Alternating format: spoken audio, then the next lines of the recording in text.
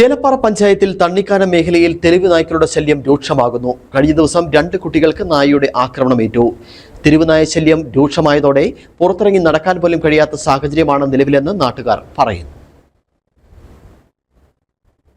ഏലപ്പാറയിലും പരിസര പ്രദേശങ്ങളിലും തെരുവ് നായ്ക്കളുടെ ശല്യം നാളുകളായി ഉള്ളതാണ്.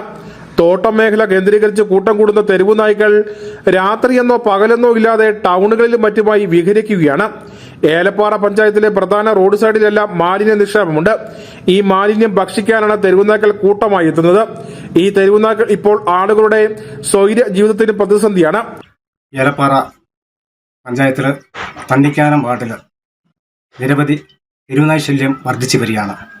ഇന്നലെ തന്നെ 2 കുഞ്ഞുങ്ങളെ പട്ടി കടിക്കുകയും ഇവരെയും കൊണ്ട് പീരുമേട് താലൂക്ക് ഹോസ്പിറ്റലിൽ കൊണ്ട് ചികിത്സ തേടിയും വന്നുകൊണ്ടിരിക്കുകയാണ്.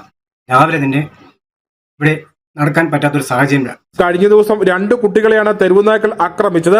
പരിക്കേറ്റ ഇവരെ പീരുമേട് താലൂക്ക് ആശുപത്രിയിൽ എത്തിച്ച് ചികിത്സ നൽകി.